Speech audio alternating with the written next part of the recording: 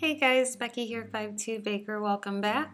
This week we'll be working on the Lily of the Valley flower. It is a toxic flower, so it's super nice that we can make it out of sugar so that we can safely put it on our cakes. If you have any struggles with petals that are not flat, like this little Lily of the Valley flower, don't worry, this comes together super quick, and so it's not a very time-consuming flower to make. But let's get right to it.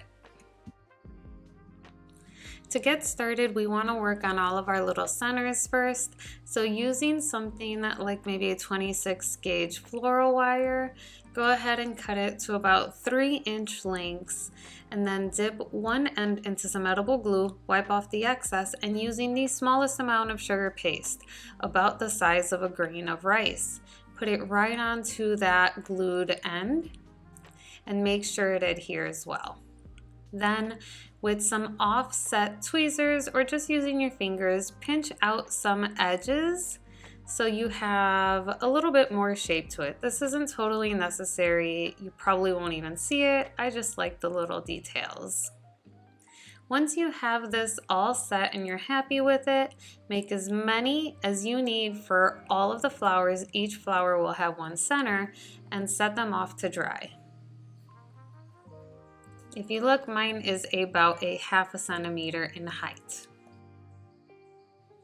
While my centers are drying, I'm going to start forming the white bells. So using some white flour paste, I'm going to smash out a little circle. I want it to be chunky, and I want the diameter to be a little bit over 1 centimeter across.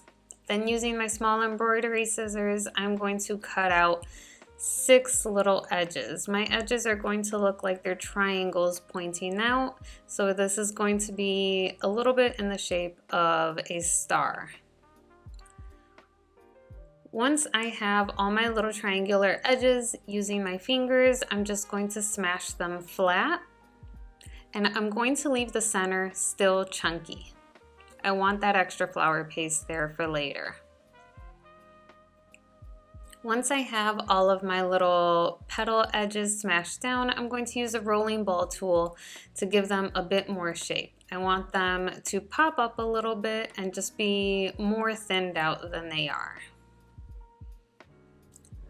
Then using a rolling ball tool about the size that I want my bell, I'm going to smash it into that center and form the circle over it. So my little bell is going to fit right over my rolling ball tool like a little hat. If your flour paste is sticky, make sure you have cornstarch on your rolling ball tool before you do this so you don't get it stuck on top. Once you have the bell shape formed, you carefully take out your rolling ball tool, and then using the center that you formed earlier, you pop it right in with a bit of edible glue so that they adhere to each other. And then you just set it off to dry upside down until that glue is set.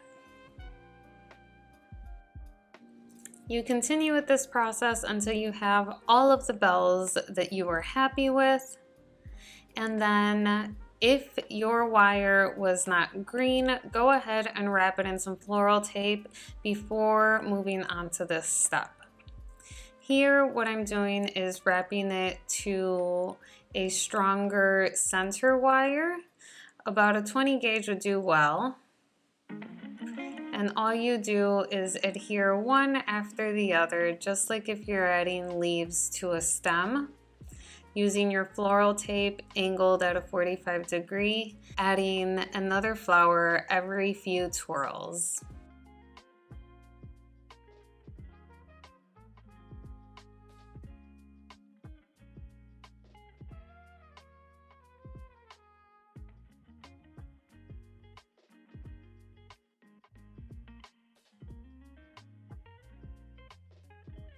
Once all of your little bells are added, go ahead and give your center carrier wire a little bit of a bend so it looks a little more natural. They tend to hang to the side a little bit. And now, as an extra little step, because again, I like the little details, I'm going to grab flour paste, and only about the size of a grain of rice again.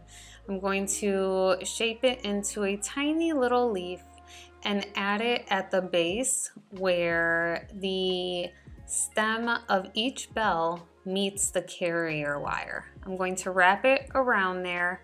Make sure it's nice and glued on and that the top is sticking out just a bit. I do this for each of the bells where they meet the carrier wire, but this is totally optional.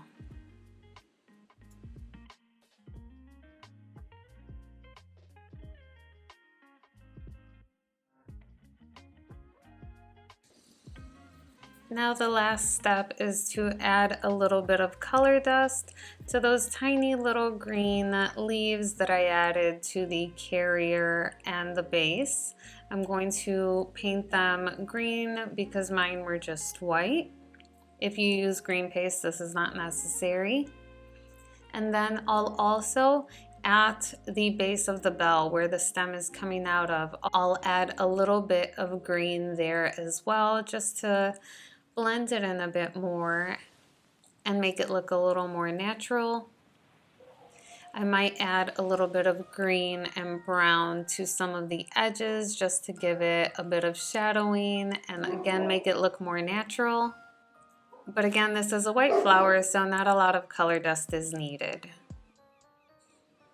And that's it. The flower is all done. I added some leaves to mine because I think adding leaves always makes it look prettier, but the flower itself is complete. If you found this tutorial helpful, please do give it a thumbs up and don't forget to hit subscribe if you haven't already. I would super appreciate that. And as always, if you have any questions or comments, please drop them down below and I'll make sure to get back to you. If not, I will see you guys for the next tutorial.